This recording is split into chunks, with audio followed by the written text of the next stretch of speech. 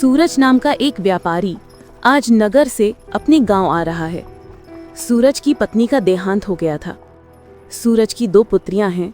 सूरज ने दूसरा विवाह किया और अपनी दोनों पुत्रियों को सौतेली मां के पास छोड़कर व्यापार के लिए स्वयं नगर चला गया।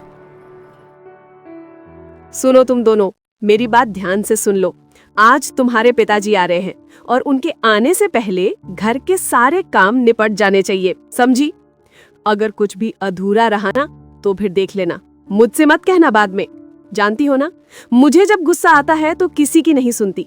ठीक है, हम दोनों मिलकर सारी काम निपटा देंगी।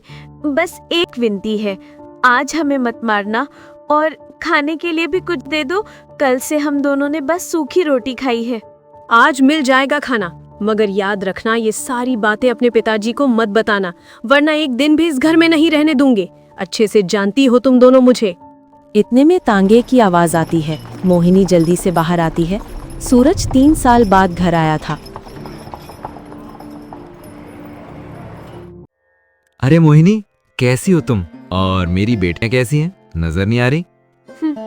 तौबा है जी, आते ही अपनी बेटियों की याद आ गई आपको। मेरी तो जरा भी परवाह नहीं रही आपको। मैं तो दिन रात घर का काम कर करके इस घर की तो नौकरानी बन गई हूँ। एक पति था इस घर में मेरा, वो भी आते ही अपनी बेटियों का पूछने लगा मुझसे। मेरे तो हालात ही खराब हो गए हैं। आपकी बेटियों को क्या होना है? ठीक है बिल्कुल। अरे नहीं नहीं पगली, ऐसी बातें क्यों सोच रही हो? घर में वो दोनों भी हैं तो उनके बारे में पूछना तो बनता है ना। हाँ हाँ, सब जानती हूँ। अच्छा रहने दो, तुम्हारी बेटियां तो सारे दिन खेलने निकल जाती हैं और जुबान तो तौबा तौबा। तुम्हारी बड़ी बेटी तो मुझे बात तक नहीं करने देती। तौबा तौबा, इतनी लंबी जुबान है उसकी और इतनी बदतमीज, क्या ही बताऊं। क्या कहा तुमने? मेरी बेटियां बदतमीज हो रही हैं? कहां से सीख लिया ये सब? किसने इतना सर चढ़ा दिया? घर में क्या चल रहा है आज ही पूछूंगा मैं उनसे। जो जवाब देना होगा देकर ही जाएंगी। मैं ऐसे चाल चलन बर्दाश्त नहीं करूंगा। हाँ जी, आप खुद पूछना उनसे। मैं तो कुछ भी पूछती हूँ झूठ बोल देती है। न जाने झूठ बोलने की आदत कहाँ से लग गई है इन्हें। और तो और, अब क्या छुपाऊं आपसे, घर से चोरी भी करने लगी है। क्या चोरी? मोहिनी, ये मैं क्या सुन रहा हूँ? तुमने मेरी बेटियों का पालन पोषण नहीं किया? मैं तो उन्हें तुम्हारे पास छोड़कर गया था। अरे जी कहाँ, वो तो मुझे माँ समझती ही नहीं है। कुछ भी पूछो कि कहाँ जा रही हो तुम दोनों, तो जवाब तक नहीं देती। और आप देखना, आप जब उनसे इन सब हरकतों के बारे में पूछोगे तो देखना मुझे ही झूठी कहेंगी और घर भर की बातों से मेरा ही मुंह काला हो जाएगा। और जब मैं उन्हें मार कर या डांट कर ये सब गलत काम छोड़ने को कहती हूँ तो गांव वाले कहते हैं कि सौतेली माँ इन पर जुल्म करती है। अब आप ही बताइए, मैं करूँ तो क्या करूँ? बस बस, तुम्हें अब कुछ भी करने की जरूरत नहीं है। अब जो करना होगा मैं खुद ही करूँगा। आने दो उन्हें। इधर दोनों बहनें जंगल में अपनी गाय को चरा रही थी। तभी बड़ी बहन ने छोटी बहन से कहा, गोपी, बहुत शाम हो गई है, अब हमें घर जाना चाहिए। पिताजी भी पहुंच चुके होंगे। मैंने घास भी काट ली है। माँ को कहा भी था कि आज गाय को चराने हमें जंगल मत भेजो, मगर माँ कब सुनती है हमारी। दीदी, क्या हमारे पापा भी हमारे साथ ऐसा ही बर्ताव करेंगे जैसा हमारी सौतेली माँ करती है? अरे नहीं नहीं पागल, ऐसा क्यों सोच रही है? हमारी माँ तो सौतेली है, मगर हमारे पिता तो हमारे अपने पिता हैं। ऐसा मत सोच। हाँ दीदी, ये बात तो है, मगर मैंने सुना है कि अगर माँ मर जाए तो पिता दूसरी शादी करके सौतेली माँ घर ले आए तो समझो कि पिता भी सौतेला हो गया। नहीं नहीं, हमारे साथ ऐसा नहीं होगा। यकीन करो, आज हमारे पिता हमें देखकर बहुत खुश हो जाएंगे, तुम देख लेना। मगर सच तो ये था कि छोटी बहन बड़ी बहन से ज्यादा समझदार और बुद्धिमान थी। दोनों अपनी गाय को लेकर अब घर की ओर निकल पड़ी। आ जाने दो दोनों को, मैं खुद जाकर उनके कान खींच कर लाता हूँ। कहाँ मुंह काला करके घूम रही हैं वो दोनों? इस वक्त तक घर नहीं पहुंची, हद हो गई बिल्कुल। आने दो, आज मैं एक एक बात साफ कर दूंगा। आज मेरा आखिरी फैसला है। अब बस ये तमाशा, ये मनमानी, ये लापरवाही इस घर में जरा भी नहीं चलेगी, बिल्कुल भी नहीं। कहाँ थी तुम दोनों? 3 साल बाद मैं आज इस घर में कदम रखा और यहाँ आके देखता हूँ कि तुम दोनों घर पर हो ही नहीं। यही तहजीब सीख कर रखी है। बाप लौटा है और तुम्हें खबर तक नहीं। आज तो हद हो गई। अब आते ही तुम्हारी सारी हरकतों का हिसाब लेना पड़ेगा। पिताजी, हम तो माँ के कहने पर ही गाय को चराने जंगल गए थे, वरना हम कभी भी घर के बाहर नहीं जाते। फिर माँ ने आपको ये बात क्यों नहीं बताई? तौबा तौबा, कितनी झूठी है ये लड़कियां। तौबा तौबा, मैंने आपको पहले ही बता दिया था कि घर के पास इतना घास है और ये बिना वजह गाय को लेकर जंगल चली गई। आजकल तो मैं हर रोज खुद ही गाय को चराने जाती हूँ, मगर आज आपको दिखाने के लिए ये गाय को लेकर जंगल चली गई। पिताजी, माँ झूठ कह रही है। माँ आप ऐसे क्यों बोल रही हैं? पिताजी को सच बता दीजिए ना। हमने तो आज तक कभी माँ से अनुमति लिए बिना घर से बाहर कदम तक नहीं रखा। फिर आप ऐसे क्यों बोल रही हैं माँ? बस बस, खामोश हो जाओ तुम सब। अब जो फैसला करना होगा मैं खुद ही करूँगा। तुम दोनों अभी अपने कमरे में चली जाओ और सुबह तैयार रहना। मैं अपनी बेटियों को घुमाने ले चलूँगा और कल हम तुम्हारी बुआ के घर चलेंगे, ठीक है? क्या सच में पिताजी? पिताजी आप कितने अच्छे हैं। ये बात सुनकर गोरी और गोपी दोनों बहुत खुश हो गईं और फिर सुबह का इंतजार करने लगी।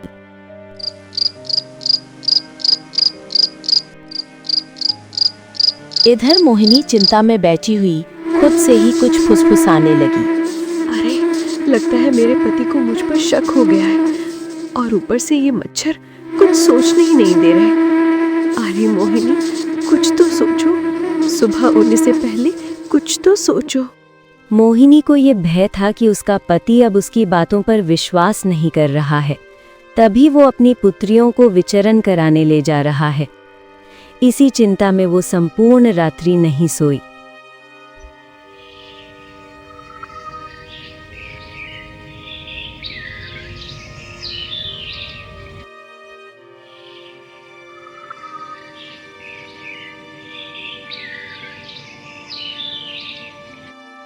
जैसे ही सुबह हुई, उधर दोनों बहनें तैयार होकर अपने पिता के पास चली गईं और दूसरी तरफ सारी रात ना सो पाने की वजह से सुबह सुबह मोहिनी की आंख लग गई, जिस कारण उसे पता ही नहीं चला कि उसका पति अपनी बेटियों को लेकर कब घर से निकल गया।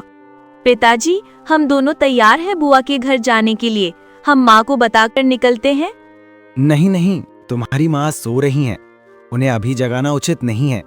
चलो, मैं तुम्हारे लिए शहर से कुछ कपड़े लाया था, वे भी साथ ले चलते हैं। तुम लोग बुआ के घर कुछ दिन रहोगे तो काम आएंगे, ठीक है? हाँ हाँ पिताजी, यह ठीक रहेगा। चलिए, आप भी हमारे साथ बुआ के घर रुकेंगे ना? हाँ हाँ, मैं भी तुम लोगों के साथ बुआ के घर कुछ दिन रुकूंगा। चलो, अब बातें बहुत हो गई, देर हो जाएगी तो हम वहाँ पहुँच नहीं पाएंगे। इतना कहकर सूरज अपनी बेटियों को लेकर घर से निकल पड़ा। न जाने सूरज के मन में क्या चल रहा था। चलते चलते वो लोग घर से बहुत दूर आ गए। पिताजी, हम कहाँ जा रहे हैं? इस तरफ तो बुआ का घर भी नहीं है। हम तो घर से बहुत दूर आ गए हैं। मुझे बहुत डर लग रहा है। आखिर हम जा कहाँ रहे हैं? अरे पगली, जब तुम्हारा पिता तुम्हारे साथ है तो डरने की क्या बात है। तुम दोनों रुको और एक काम करो, यहाँ इर्द गिर्द देखो, यहाँ हिसुल की कितनी झाड़ियाँ हैं और देखो हिसुल कितने ज्यादा लगे हैं इन झाड़ियों पर। देखो मेरी बेटियों, मैं बहुत थक गया हूँ। मैं यहाँ बैठता हूँ, तुम दोनों मेरे लिए चुनकर ले आओ। जब तक मैं खुद ना बुनाऊं तुम हिसुल चुनती रहना, ठीक है? पर पिताजी, शाम होने को है। अगर हम यहाँ थोड़ी देर और रुकेंगे तो रात हो जाएगी और हम जंगल में भटक जाएंगे। अरे नहीं नहीं, हम बस पहुँचने वाले हैं। थोड़ा समय और लगेगा। तुम दोनों चलो, जाकर चुनकर लाओ। मैं इस वृक्ष के नीचे बैठकर तुम्हारा इंतजार करता हूँ। जब मैं तुम्हें बुलाऊंगा तो पास आ जाना। अपने पिता की बात मानकर दोनों बेटियां हैसोल चुनते चुनते आगे बढ़ गईं। गोपी को थोड़ा शक तो हो रहा था, मगर फिर भी पिताजी के कहने पर वो चुप रही और कुछ नहीं बोली। इधर दूसरी तरफ उनके पिता ने बेटियों के जाते ही हाथ में पकड़ी हुई लकड़ी जमीन में गाड़ दी और अपनी टोपी उतारकर उसी पर रख दी। फिर वो इधर उधर देखने लगा, तभी उसकी नजर एक बंदर पर पड़ी। अरे अरे, ये तो बड़ा जबरदस्त उपाय है। अब ये बंदर ही मेरा काम करेगा, मगर इसे तो थोड़ा लालच देना पड़ेगा। किस चीज का लालच दूं इसे? हाँ, बंदर का पसंदीदा खाना केला। यही काम आएगा। सूरज अपनी टोपी पर बंदर को बिठाकर खुद घर की ओर आ गया। बंदर एक केला खाता हुआ आवाज लगाता रहा। चुनो बेटियों, बाप खड़ा है। चुनो बेटियों, बाप खड़ा है। चुनो बेटियों, बाप खड़ा है। देखो गोपी, पिताजी की आवाज आ रही है। वो हमें और भी हिसोल चुनने को कह रहे हैं। चलो, जब तक पिताजी कह रहे हैं हम तब तक चुनती हैं। दोनों बहनें काफी समय तक हेसोल चुनती रहीं और इधर बंदर भी आवाज लगाता रहा।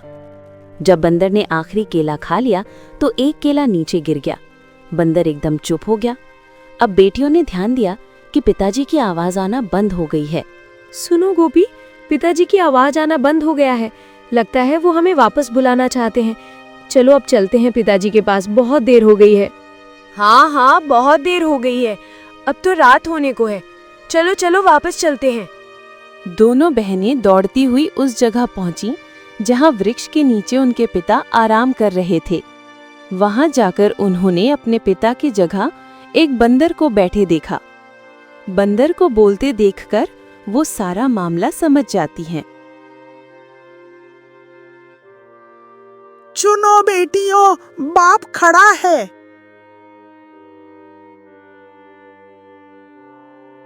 गोपी, तुम सच कहती थी। हमारे पिता हमें इतने दूर जंगल में सिर्फ छोड़ने आए थे और वो हमें छोड़कर चले गए। अब हम इस जंगल में क्या करेंगे, कहाँ जाएंगे? दीदी, मुझे तो पहले से ही शक था, मगर अब रो नहीं। रोकर हम इस जंगल से थोड़े न निकल सकते हैं। अब हमें अपनी मदद आप करनी होगी। चलो यहाँ से आज रात गुजारने का कोई ठिकाना ढूंढती हूँ। कोई राजकुमार तो अब आएगा नहीं हमें महल में ले जाने के लिए। अब चलो खुद ही कुछ ढूंढते हैं। दोनों बहनें चलते चलते एक झोपड़ी के पास पहुंचे, जिसे देखकर वे दोनों भी हैरान रह गईं। अरे गोपी, यहाँ चूल्हा भी है। लगता है यहाँ कोई रहता है। अंदर चलकर देख लेते हैं, क्या कहती हो? अरे, ऐसे ही अंदर जाना ठीक नहीं है। ऐसा ना हो किसी दूसरी मुसीबत में न पड़ जाए। मुझे तो बहुत डर लग रहा है। मगर क्या सच में हम इस घने जंगल में सारी रात बाहर गुजारेंगे गोपी? मुझे तो बहुत डर लग रहा है। चलो ना अंदर चलकर देख लेती हूँ। शायद रहने के लिए हमें कोई छोटी सी छत मिल जाए। क्या पता हमारे लिए कोई रास्ता भी निकल आए। अगर हमें रहने के लिए कुछ न मिला तो ये जंगल के डरावने जानवर हमें चीर फाड़ कर खा भी सकते हैं। हाँ दीदी, तुम ठीक कह रही हो। डर तो बहुत लग रहा है, पर थोड़ा सा जोखिम तो उठाना ही पड़ेगा, नहीं तो हम रात भर इसी अंधेरे जंगल में भटकते रह जाएंगे। चलो दीदी, हिम्मत करके चलकर देख ही लेती हूँ। शायद अंदर हमें कोई सहारा मिल जाए। इतना कहकर दोनों बहनें हिम्मत करके अंदर चली जाती हैं। वहां पहुंचकर वे देखती हैं कि झोंपड़ी के अंदर कोई नहीं है। देखकर वे खुश हो जाती हैं और फिर रात झोंपड़ी में ही गुजारती हैं और सुबह का इंतजार करने लग जाती हैं।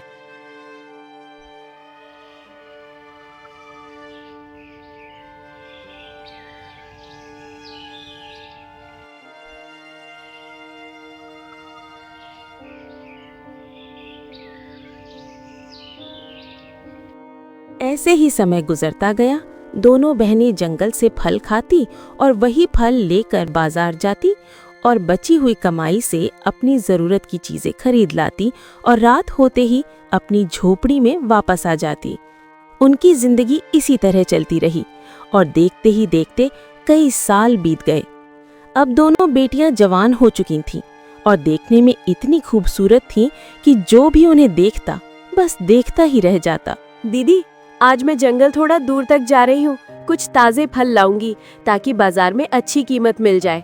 मेरे आने तक तुम खाना बना देना, ठीक है ना दीदी? पर गोपी, मुझे भी आज बाजार जाना था और वापसी पर घर का राशन भी लाना था। मैंने कल ही कुछ फल तोड़ लिए थे, वो खराब हो जाएंगे। आज बाजार जाना जरूरी है। दीदी, मैं कभी कभी एक बात सोचती हूँ, मेरा तो तुम्हारे अलावा कोई नहीं है। जब मैं घर आती हूँ और तुम घर में नहीं होती हो तो मैं बहुत डर जाती हूँ। मैं घर के चारों ओर तुम्हें ढूंढने लग जाती हूँ। मैं तुम्हें खोने से बहुत डरती हूँ। अरे ऐसा क्यों सोचती हो? मीरा भी तो तुम्हारे अलावा कोई नहीं है। मैं तुम्हें छोड़कर कहाँ जाऊंगी बताओ तो। और अगर कभी कहीं दूर जाना भी पड़ गया तो तुम्हें बताकर ही जाऊंगी ना। और अगर कभी बता ना सकी और कहीं चली गई तो फिर? ऐसा कभी नहीं होगा, मगर अगर कभी ऐसा हो गया तो मैं कोई निशानी छोड़कर जाऊंगी तुम्हारे लिए। मगर निशानी क्या छोड़ूंगी? कुछ ऐसी निशानी जो मुझे तुम्हारे तक पहुंचा सके, ऐसा कुछ सोचो तो जरा। वैसे इस पर फिर कभी बात करेंगे, ठीक है? अभी मुझे बहुत देर हो रही है, मैं जाती हूँ बाजार। तुम कल के लिए फल तोड़ कर ले आना, ठीक है? इतना कहकर गोरी बाजार की ओर निकल जाती है और गोपी घर का कामकाज करने लग जाती है। गोरी इतनी सुंदर थी कि जब वो बाजार जाती तो रास्ते में एक चादर से अपना चेहरा ढक लेती ताकि उस पर किसी की नजर न पड़े। इत्तेफाक से उसी राज्य का राजा भी जंगल में शिकार के लिए निकला हुआ था। राजा सुबह से शाम तक शिकार की तलाश में जंगल में भटक रहा था कि तभी राजा की नजर एक खरगोश पर पड़ी। मंत्री जी सुबह से शिकार के लिए निकले हुए हैं। भूख से तो जान निकल रही है। ये शिकार हाथ से नहीं निकलना चाहिए, मैं आपको बता रहा हूँ।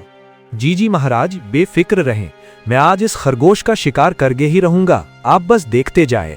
इतना कहकर मंत्री ने तीर चलाना शुरू कर दिया और फिर बहुत बार कोशिश करने के बाद आखिर एक तीर जाकर खरगोश को लग ही गया।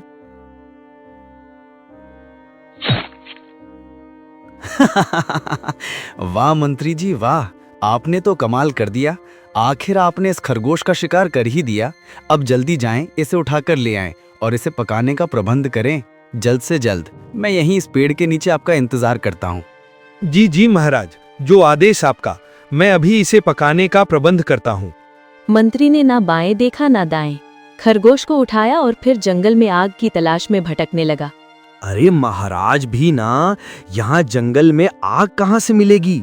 कहाँ से पकाऊं मैं इस खरगोश को? ये तो नामुमकिन है। तभी मंत्री देखता है कि एक झोंपड़ी के पास से धुआं निकल रहा है। अरे इतनी सुंदर लड़की और जंगल में, ये लग रहा है खाना पका रही है।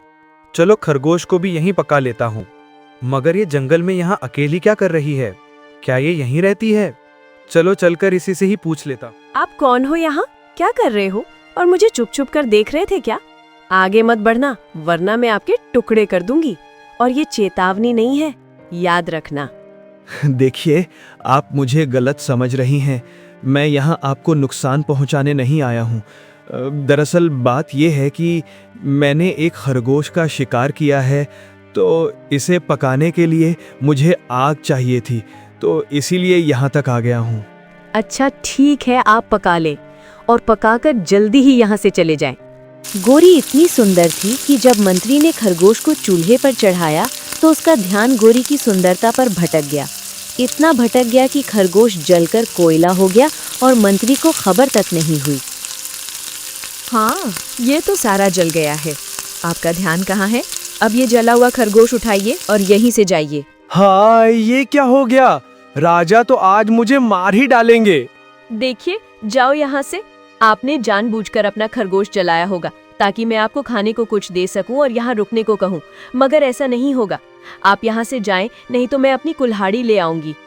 ये सब देखकर मंत्री राजा के डर से कांपने लगा। उधर राजा भी खरगोश का इंतजार कर रहा था। राजा को बहुत भूख लगी थी। मंत्री जी, आप एक खरगोश पकाने गए थे या 10 पका कर ले आए हैं? इतनी देर क्यों कर दी आपने?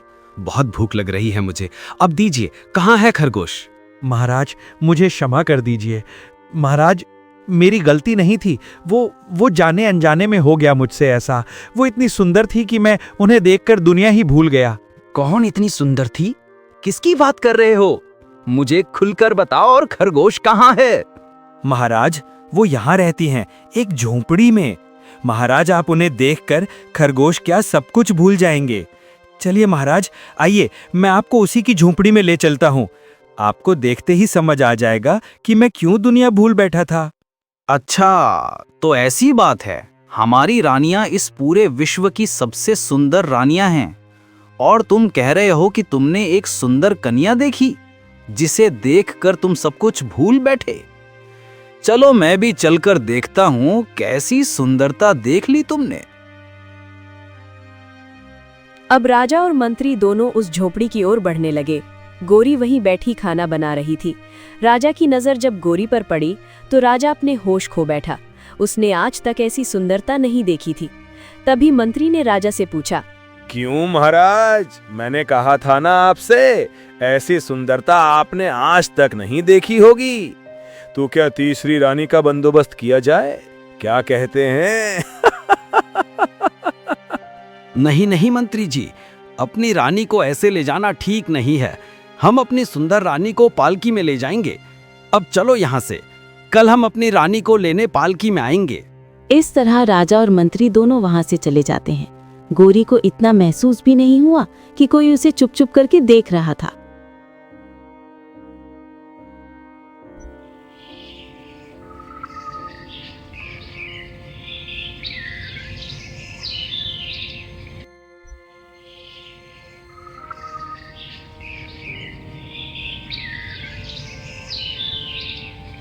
अगली सुबह दोनों बहनें आपस में बात करने लगी।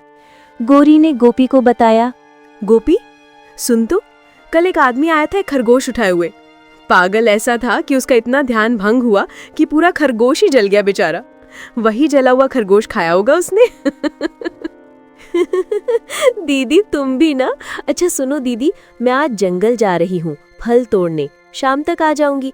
झोपड़ी का दरवाजा अच्छे से बंद रखना, ठीक है? कोई भी आए दरवाजा मत खोलना। इतना कहकर गोपी वहां से चली गई। गोपी के चले जाने के बाद अब गोरी घर में अकेली थी। तभी गोरी ने घोड़ों के कदमों की आवाज सुनी, जो देखने के लिए गोरी झोपड़ी से बाहर आ गई।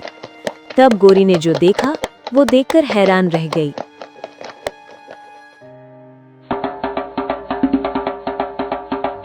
गोरी की बारात उसके द्वार तक आ गई थी। ये देखकर गोरी सब समझ गई। तभी मंत्री उसके पास आया और बोला, मैं राजगढ़ के राजा विक्रम का मंत्री हूँ। हमारे राज्य के राजा आपसे विवाह करना चाहते हैं। क्या आप इस विवाह को स्वीकार करती हैं?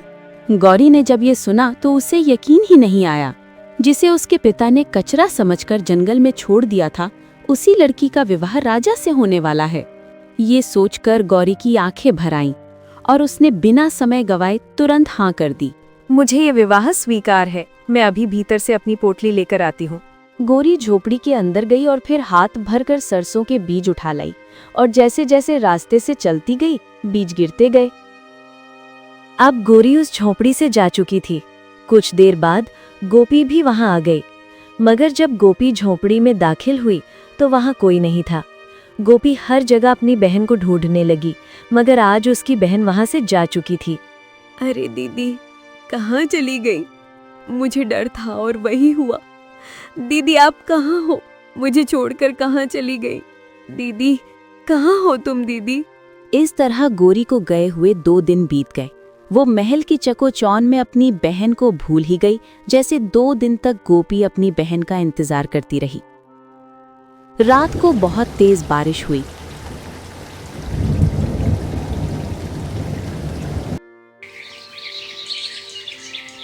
मगर जब सुबह हुई तो मंजर ही बदल गया था। जब गोपी सुबह उठी तो उसने देखा कि सरसों के पौधों की एक लंबी कतार बनी हुई है।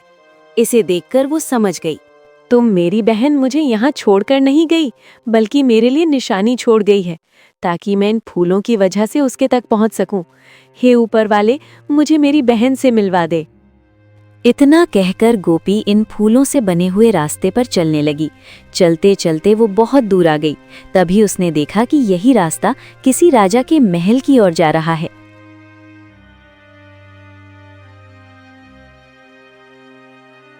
जैसे ही गोपी महल के बाहर पहुंची, उसका खूब स्वागत किया गया, क्योंकि आज फूल अंकुरित हो चुके थे। इन्हें देखकर गोरी पहले ही समझ चुकी थी कि उसकी बहन आज जरूर आएगी। गोरी अपनी बहन को देखकर बहुत खुश हो गई और फिर अपनी बहन की शादी मंत्री के साथ करवा दी। फिर दोनों बहनें खुशी खुशी महल में रहने लगी। जिन बहनों को कचरा समझकर जंगल में छोड़ दिया गया था, वही दोनों बहनें अब महल में रहती हैं।